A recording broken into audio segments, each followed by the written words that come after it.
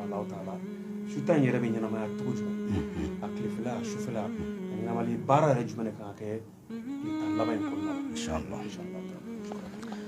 Okay. أعوذ بالله من الشيطان الرجيم. بسم الله الرحمن الرحيم.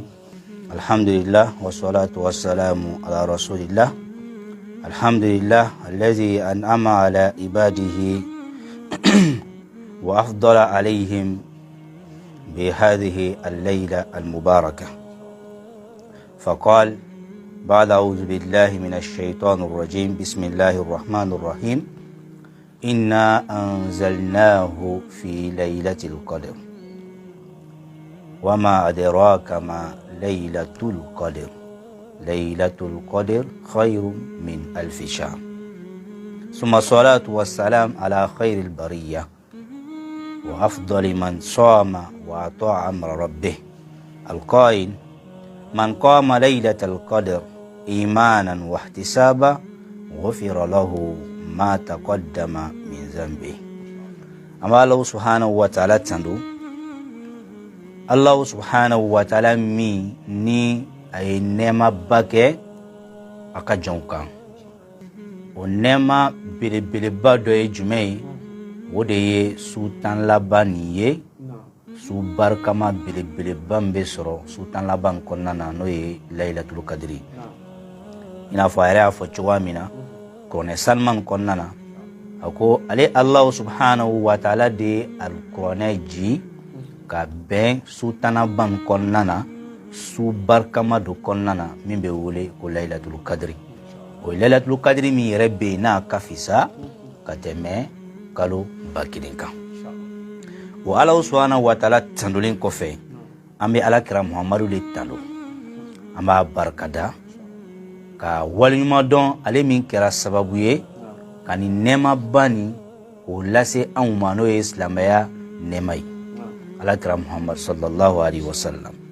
alele danfun la son heremaye mami ni asuna allah subhanahu wa ta'ala yi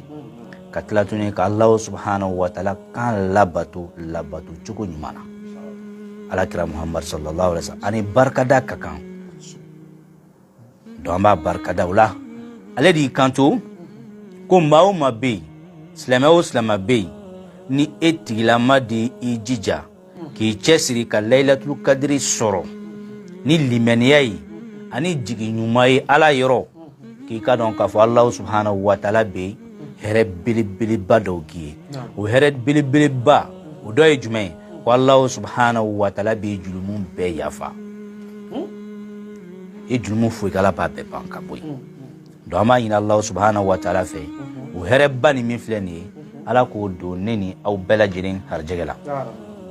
o toni ko fe sana nga dun anga ni babu kono ambe an lamen bawni an kanu baw fu minu yu ka wati u blani wati naka an lamen amba u fu ni alislamaya fuliye amba fo aw bela jilin minu sera kan lamen minu re mase kan lamen me u ganiya be an fe ni wati na amba u bela jilin funi alislamaya fuliye no de assalamu alaikum wa rahmatullahi wa barakatuh. Wotani go fe ozai choro ambe ala barkata tuguni kada ka ala hinana ka sungalo dun an harjela katla anya la nyini ka fo kambe ni emission ici ala hinana na amam bana ngolodi ma mine nyedi ma mine foi ma mine ayi ni keneni soro ina fo wati folin fenenna do amba ala barkata tuguni kan katla ka barake ba nunu walima don o ka chesiri la ya fam doro mete ani mosije me ala ka dine kasi ka korota o kanu kama o de ko so yu ka bara ubla kana u ka camera u installer ka an ka kuma kan ko lase ambarin islamawma donc la vraiment amba yin ala fe ala ka nu saraki arjana do hukmu konnana ambe wati minanu sai churu mokan ki chesiri mokan ka do fara chesiri kan mokan ki chesiri kosebe et surtout sultan labba min namena do alani asabatira kafo ko ala kira sallallahu alaihi wasallam ni sungalo sira a bɛ dɔ fara bato kan et surtout tile tan laban n'a tun kɛra ko ala kira ka cɛsiri sunkalo kɔnɔna na ko 90 de tun don ni su tan laban sera a b'a kɛ 100 ye a bɛ cɛsiri la a bɛ dɔ fara cɛsiri le kan ni su tan laban sera i n'a fɔ dɔnnikɛbaw y'a fɔ cogoya min na ko ala kira tun kɛ sallallahu alaihi wasallama a tun b'i jija كان يجتهد في العشر الأواخر من رمضان ما لا يجتهد في غيرها يا فهموا أبي تشسري بركة دا كوسبة سلطان لبان كونانا أبو تشسري منك يرى بعد ولا كاتي منك تولا أبي باربا منك كندو لاتو أبو كيكوا وكندي كما أنا إميشون سيرابي وكندي من فلا أنا إميشون فنبتلا kabla o kun filan de kan a kun belebele fɔlɔ ye jumɛn ye o de ye layilatul kadiri an bɛna an da don layilatul kadiri la dɔɔni ni point damadɔ ye a fɔlɔfɔlɔ ye jumɛn ye layilatul kadiri yɛrɛ ala ye fusamantiya jumɛn d'a ma an bɛ dɔɔni fɔ o kan k'o bila point filanan layilatul kadiri kan a bɛ ɲini cogo di an bɛ dɔɔni fɔ o kan k'o bila point sabanan n'o y'a laban ye layilatul kadiri kunkan kow kan o de ye an bɛ se ka layilatul kadiri don k'a dɔn ni taamasiyɛn jumɛnw ye an bɛ dɔɔni fɛnɛ fɔ o kan o point saba layilatul kadiri kan an bɛna an da maga o la point belebeleba filanan layilatul kadiri kɔfɛ an bɛna kuma jumɛn kan o de ye itikafu ye an bɛna kuma o fɛnɛ kan ni point damadɔw ye a o point fɔlɔ itikafu yɛrɛ kɔrɔ ye jumɛn ye an bɛna dɔɔni fɔ a kɔrɔ la k'o di silamɛw ma n'o banna itikafu waati an bɛ dɔɔni fɛnɛ fɔ o kan k'o di silamɛw ma n'o banna kiti jumɛn bɛ itikafu la an bɛ dɔɔni fɛnɛ fɔ o kan donc an ka bi sigida bɛna tali kɛ point belebeleba minnu na olu de filɛ nin ala ka ne ni bɛn saba ma ani silamɛw bɛɛ ala ka lamɛntolo ɲuman d'an ma an b'a daminɛ fɔlɔ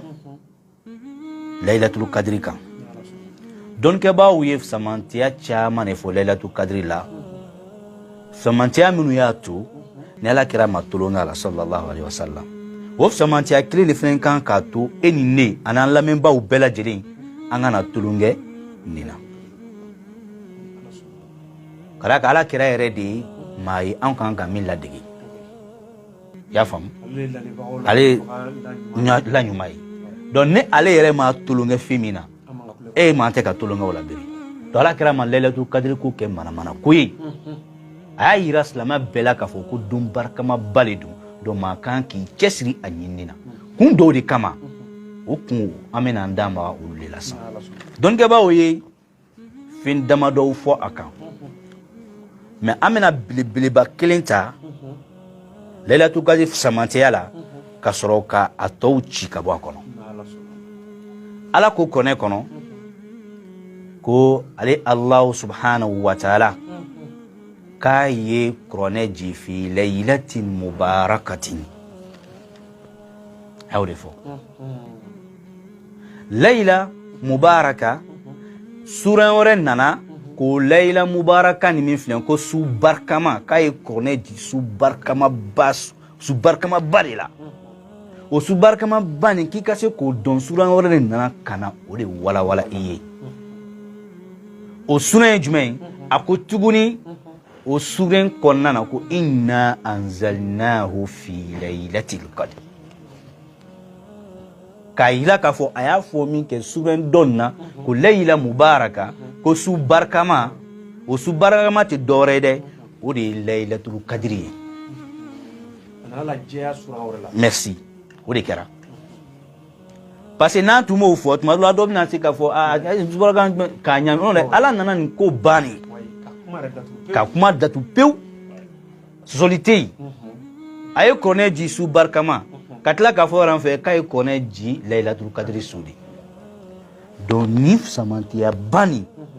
n'i si k'a fɔ k'i b'a walawala i tɛ ban walawalali la tiɲɛ don su barikama ba don layilatul kadiri su barikama belebele de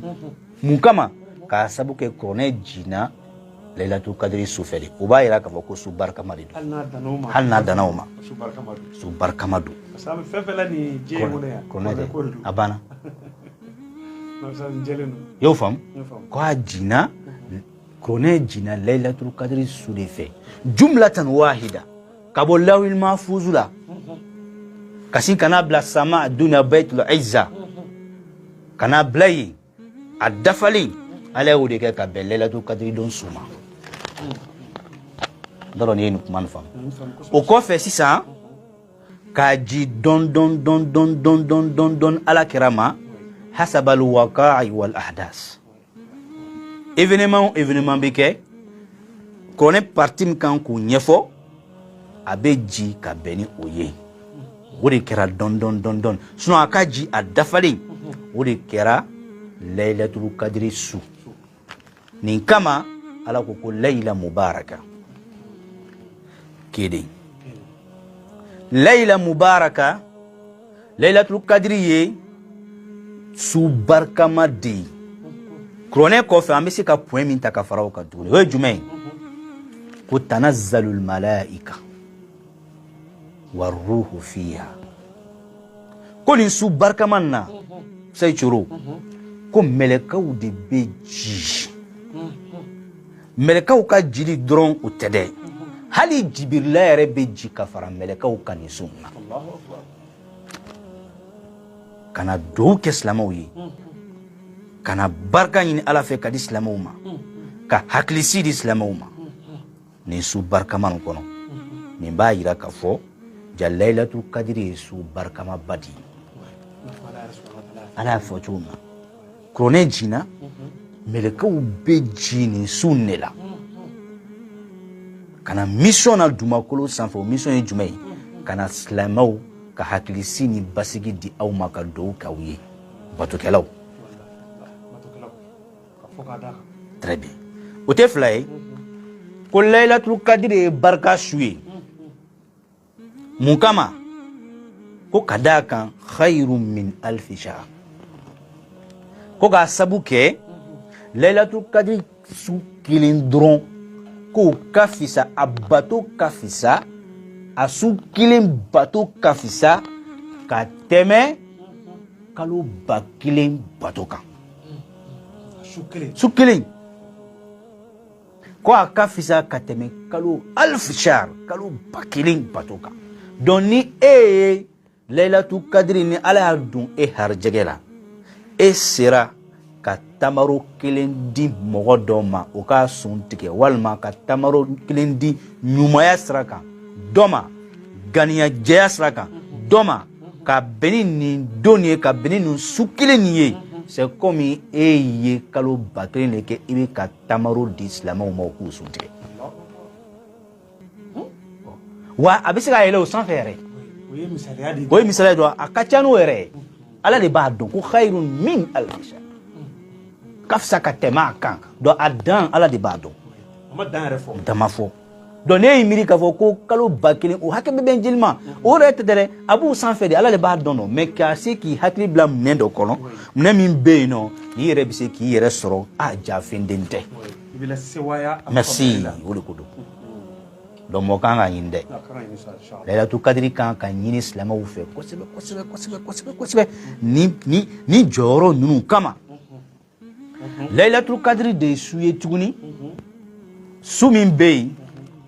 ni Allahu subhanahu wa ta'ala su ni yɛrɛ b'a kɔrɔ fɔ ko latigɛ su de don ala bɛ ko bɛɛ latigɛ ka bɛn nin waati de ma Laylatul Qadri su mɔgɔw bɛ kan hɔrɔnya ka bɔ jahanama kɔnɔ don ma ala k'an fara o maaw kan a b'o cogoya kelen la tuguni Allahu subhanahu wa ta'ala bɛ jurumu yafa ka bɛn nin su barikama nin ma ala k'an jurumu yafa ni fisamantiya ban waati n'a cɛw kama munna Allahu subhanahu wa ta'ala ye Laylatul Qadri wele ko layla mubaraka ni point damadɔ nin yɛrɛ o bɛ wasa kɛ k'a yira k'a fɔ ko su barikama de don donc n'an bɔra yen an bɛna taa point min na o de ye ni nin kɛra Laylatul Qadri nin kɛra fisamantiya ye an b'a ɲini cogo di an kan ɲini cogo di an kan ko yɔrɔ jateminɛ dɛ an ka alakira ladege sallallahu alaihi wasallam a sabatira k'a fɔ alakira sallallahu alaihi wasallam ko ni sunkalo sera tile 10 laban na paf a bɛ yɛlɛma misiri kɔnɔ sa alabato kama mun kama lailatu kadiri yɛrɛ ɲinini b'a la a ka hadisa nana min sabatira ka bɔ an ba Aisha yɛrɛ fɛ ko n'an bɛ lailatu kadiri ɲini ko an k'a ɲini tile 10 laban kɔnɔna na et surtout a jour impair n'a fɔra ko jour impair witiri tɛ a witiri fɔlɔ ye tile 21 tile 23 tile 25 tile 27 tile 29 ni ne don ko n'an b'a ɲini an k'a ɲini tile 10 labanw kɔnɔna na wa ni nin tile 5 min fɔlen filɛ an bolo ni ninnu sera an ka dɔ fara cɛsiri kan voilà ben ça ni yɔrɔnin aha kan vraiment ye ni walala cogo min na aha i kun ka walala tan voilà parce que an y'a ye k'a fɔ ni hali minnu bɛ su yɛrɛ ɲɛnamaya naam an y'a ye k'a fɔ ninnu ni fasamaniciya ninnu tɛ bɛɛ yɔrɔ merci i y'a fɔ i n'a fɔ i yɛrɛ y'a fɔ cogo min na naam naam fɔra k'an ka ɲini su tan na surtout ko a wotiri su la witiri su ninnu n'a impɛrɛw ye naam n'a fɔ fɔ cogo min na naam mais an b'a ye k'a fɔ n'an ye su tan ninnu ɲamali daminɛ inchallah taala an bɛna ye k'a fɔ dɔw bɛ o su ninnu de kɛrɛnkɛrɛnya dɔrɔn baara kama a banna voilà non min ka ɲi i ka tile 10 bɛɛ de ɲɛnɛmaya parce que dɔnkɛbaw y'a sabati k'a fɔ ko lailatu kadiri ko sanw lailatu kadiri tɛ kelen ye dɔnkɛbaw yɛrɛ caman ye min fɔ k'a bɛ falen mais comme alakira y'i d'a ma witiriw la donc an fana b'a ɲini witiri ninnu kɔnɔna na mais e man tɛ ka witiri ninnu dɔrɔn bɛlɛn o tɛ f'i k'a faamuya de an yɛrɛ ka jateminɛ kɛ fɔlɔ sa coro bi kan ka kɛ sunkalo tile 10 jeli tile 10 kɔnɔ tɛ a mais est ce que n'i y'a sɛgɛsɛgɛ dɔw t'a ɲɛ walima an bɛ dɔw ɲɛ de o tɛ a merci donc jate bɛ ten donc n'e taara i balan tile kelen na don est ce que i tɛna a jɛ donc a bɛɛ ɲini quoi a ɲini parce que adamaden bɛ jate de kɛ mais a kɔni bɛ sɔrɔ tile 10 laban de la o de jɛlen don mais e ka tile 11 bɛ bɛn to qu'on appelle 12 ma e ka tile 20 bɛ bɛn dɔw ka 21 ma yɔrɔ dɔ la dɔw bɛ tile 19 la parce que jatew ma kɛ kelen ye adamadenw ka jateminɛ minnu kɛra calendrier yɛrɛ cogo la a ma kɛ kelen ye donc k'i yɛrɛ bɔ ni subahati ninnu kɔnɔna na e ye batokɛla de ye i cɛsiri tile 10 laban kɔnɔ a banna a kɛ si k'a ɲini k'i yɛrɛ sɔrɔ sani ka t'i balanlon dɔ la ten dɔrɔn layiru ci ni ala cɛ k'a fɔ ko nin de don donc i hakili to i yɛrɛ la ala k'an bɛɛ saba ma amin Allah maintenant an bɛna se point sabanan ma lailatu kadiri kan tamasiyɛn jumɛnw de bɛ yen ni o de fɔra pour que an fana bɛ se k'o tamasiyɛn ninnu ta ka jateminɛ kɛ n'a ye a kɛra cogo o cogo ala ta kɔfɛ bi bɛ se ka kɛ lailatu kadiri ye o tamasiyɛn belebeleba an bɛ dan o ma o ye jumɛn ye lailatu kadiri don tile bɛ bɔ mais tile min bɛ bɔ a tile tɛ fariya tile tɛ kɛ tile farimanba ye c'est à dire que a tɛ kalaya kojugu a tɛ sumaya kojugu c'est à dire température bɛ équilibré quoi en un mot a bɛ équilibré a don kɔni tamasiyɛn yɛrɛ don ye a bɛ équilibré i t'a fɔ k'a fɔ ko e bi tile farala kojugu dɛ an yɛrɛ de bɛ se k'o jateminɛ anw fɛ yan anw min bɛ Mali la yan sinon jamana dɔw bɛ yen nɔ kabini sunkalo yɛrɛ daminɛ fo olu bɛ nɛnɛ la olu bɛ nɛnɛ la quoi donc olu tɛ kalaya ko ni fɛnw dɔn donc k'u cɛsiri tile 10 laban nin na yen nɔ ala k'a don arija mais anw bɛ se ka dɔ fara parce que an b'a dɔn ala ta kɔfɛ ni lailatu kadiri waati sera inchallah ta tamasiyɛn ninnu fɔlɔ tan ni dɔnnibagaw y'a fɔ o tamasiyɛn ninnu an b'a ye i b'a ye k'a fɔ a waati la san bɛ na san bɛ se ka na a waati kɔnɔ san bɛ na parce que ala kɛra ka lakali dɔw bɛ sallallahu alaihi wasallam a bɔlen k'a fɔ k'a bɛna na lailatu kadiri kuma lase silamɛw ma a nana sɔrɔ sahaba 2 bɛ ka ɲɔgɔn sɔsɔ ko dɔ la san'a ka tila o kuma ɲɛfɔli la ala y'a laɲini a b'o cogoya kelen la parce que ni ala bɛ nin kɛ mun kama pour que silamɛw an k'an cɛsiri ala batoli la a fɔra ko juma kɔnɔna na ko waati dɔ bɛ yen ko ni maa min b'o sɔrɔ ko ye dɔw jaabi heure ye waati jumɛn don donc ba be ita fois ok do ik chesi le juma don ala wole la bene bo nyimo o chesri na de so obina de ka herdi obini heredi ya famia do suno ala ko ale hakli to bala ko imagine na mais aya nyine tritan la banque no wate tan la ban fenani a witru konna nu nakli bala adunya fe sigura kaye ntimbi bukola kwa ya abika sudi bi mais sudi binadom c'est comme ça na do quoi anemo ça nana quoi yo suma bi quoi kala bati no ro kan température kan to ile la to kadile ay tamashem mo fokate mala donc fena be dan o tamashenati donc haklitu ala ka don an harje kono donc usay churu ni dafa dama do ye am se ka min fo rapidement lailatul qadri kungan ko kan amin be ka senzen kana ama ina la fala ka do an islamo bela jere harje gela ala kana shifu ala beki chesri lailatul qadri ni tritan la banni che ika do fara ka batoka ya famu ala here badi kanye ka sabu ke ala ni wati ndo an harjela sinani do ya damne uluti ambi ya famu ya ala ka bo ala ka si jan kena dama anga den kan chama ke kwa no fe kena ko nana ni hakli sini basi man to do be pongé lula daro ko songolo ko be senare c'est pas facile voilà donc ala ka dimena dama o ko fe amina na anga point blé ba flana na uri itikafu yo fana mbeke tritan la bande kono itikafu ref na ni wasila de moyen de le don kalela to kadri nyini voilà la lokatu ko ne do alef ne moyen bili duri ye kalela to kadri nyini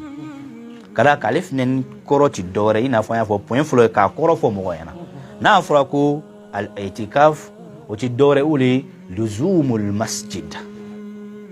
بنية العبادة لزوم المسجد بنية العبادة كم مثل لدمي ni alabatu ganiye odi be nyini fe ka misri ladimi ka yelema misri kono ganiya flati lade mbita ala de batuli kama ko ni usaji anga bonanga tumado la do jeni ka misri la dume ka dume merci c'est ça ka dume misri kono tan labanna la yinte dore ka dume ni kono na ka ala jinye nyini ka ala batu ka fempe ko ala yere kama ode itikafu voilà luzumul masjid bi niyatil ibada ya fam maintenant ni kala koré ado fola ko tretan laban kan chesri ala batu fe pour ganga se ka lailatul qadri soro ala ka diyan konnana eni mami ye itikafu kedo o kasro ala ka teme imbe keneka odea wala ngan kan chesri le qu'on appelle lailatul qadri nyinna wani tretan laban sera anga jija ka itikafu ka programmer amano de nanga programmer quoi na ere labi akama mbese ka ke do beino wallahi sungalo be itikafu ke sungalo kaso ka baraka chaka teme nere taka mais munan sira sira ke parce que malade akama di atenga programme kono do be congé taka benini do be boya no seti do be boya kata umrala itikafu kama e chan mbusa ekele aka genele bo e fantan fu ete bulu rien isgileme salala encore ala nyanu ko il kan concentrer li et seti be kaka na fulu do ala kasraka ka ala nyini ncugula ifente bulu misri do bi krefe ifenti takay bon ina nuno ayre ko ba wati ntiretan la ban besa muni hami bana demsanu ka selfini ko muni hami bana muso ka kundan ko nu ka o yaisa ore be no muhammin bana seldon nderu kangana mfe walma nganga ta mfe no nganga mun islambe anti ka hami fu ila sisa funa kara ni dépense wi kaso ni tabai aladi wala donga hakito ala nine itikafu koroi nine kala itikafu koroi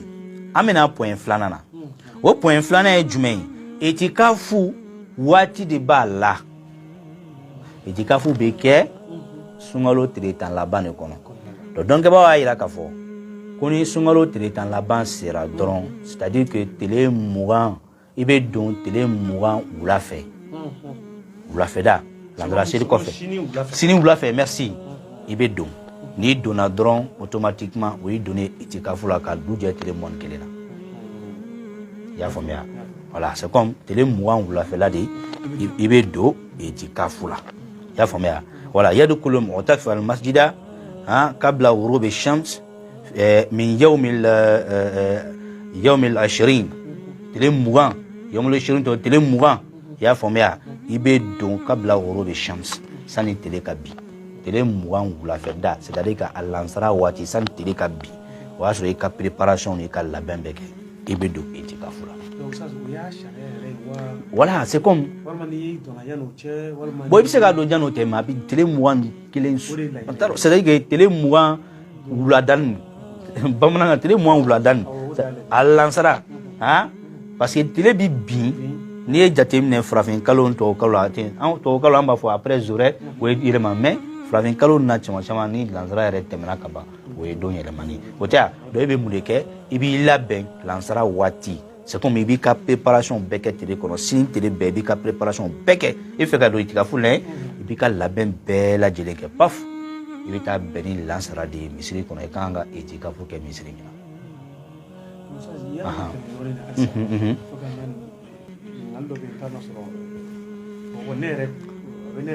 Naam.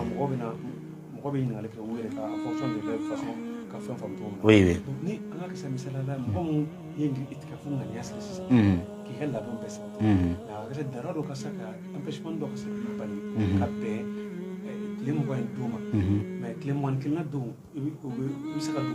Oui, parce que na frako etikafu do biso etikafu ke télé sabon.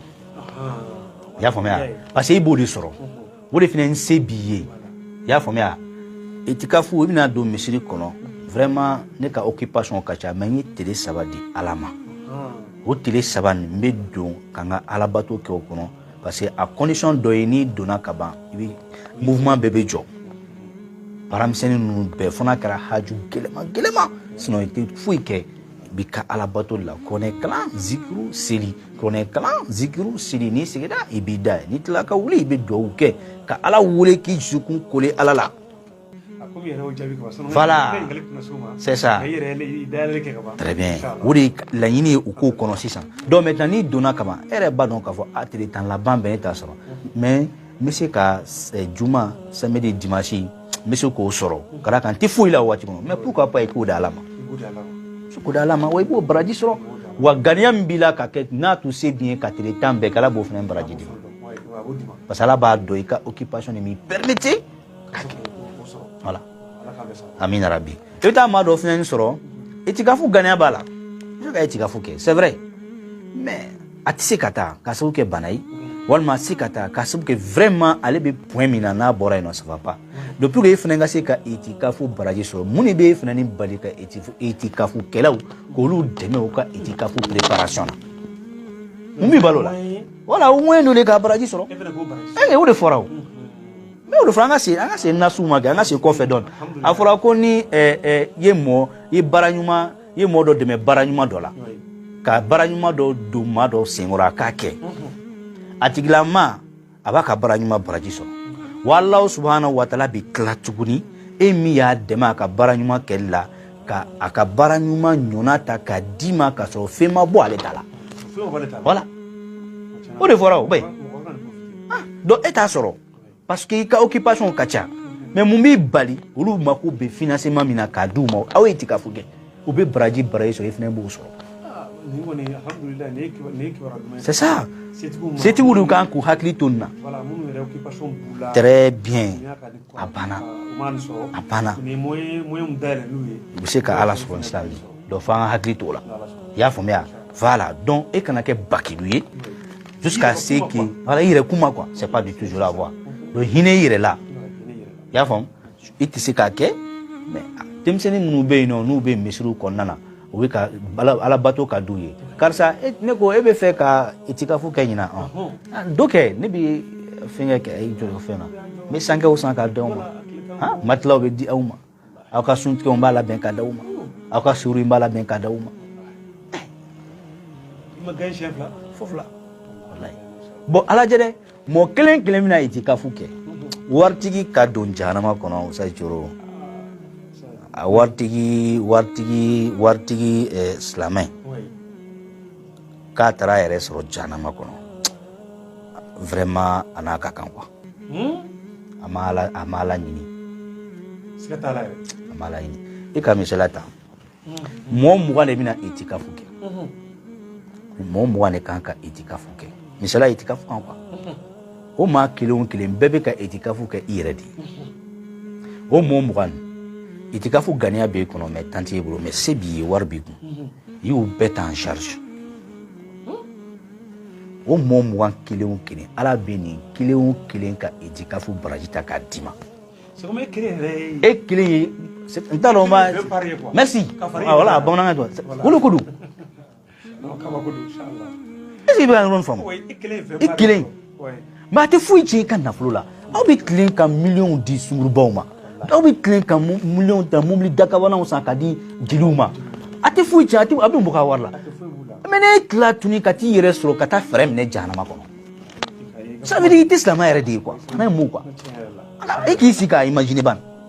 ma fulga glasa me aka gejole dum mais bita soro sam ale bi sika ka mo bisaba mo binani la domi tritan konna na te fouille jaka na fouille wa bin be baraji soro o gla wona fulu jidi wala mo ke bien bala redo quoi c'est ça bala redo donc il faut qu'on ait une femme quoi ou la nafloti quoi na ala ese qui est imiri kasi ka miri ka donc a fo bibe sini fenen be sini be o courage men ibe dunya kono be sini be kaburu kono e bina mun blakire nyesi bon nous de do ba wore na la ni sono yirila voilà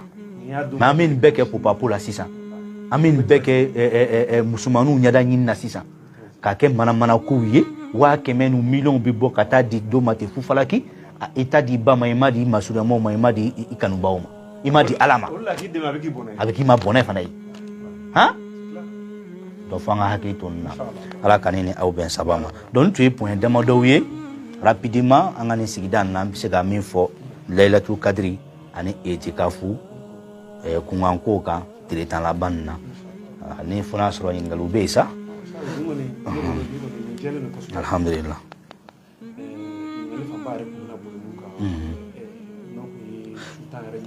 naam iba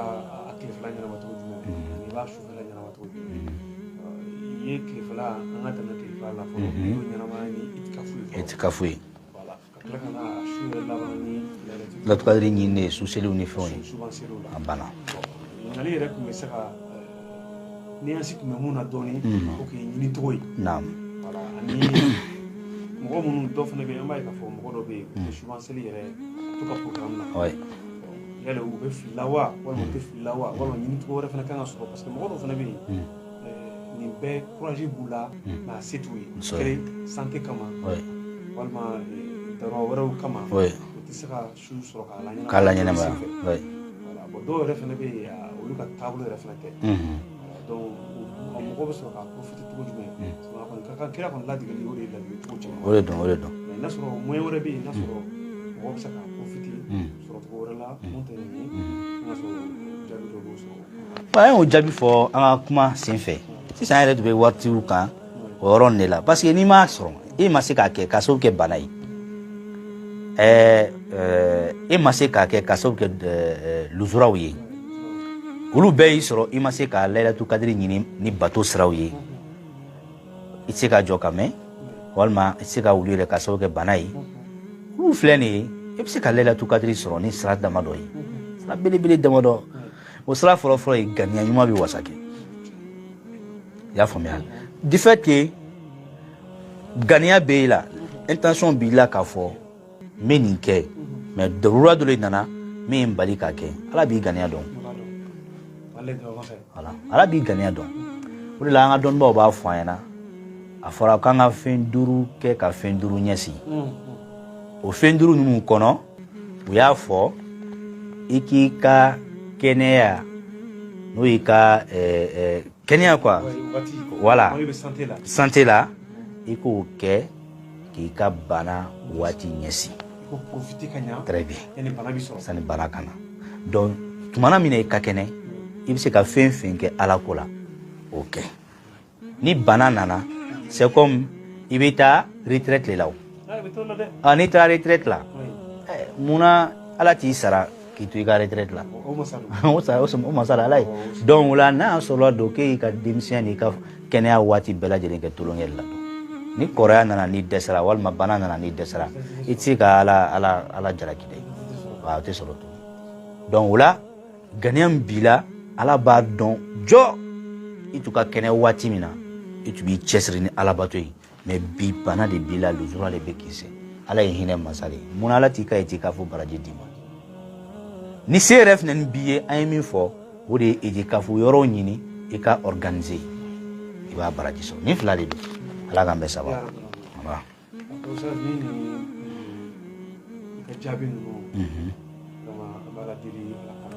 amina rabbi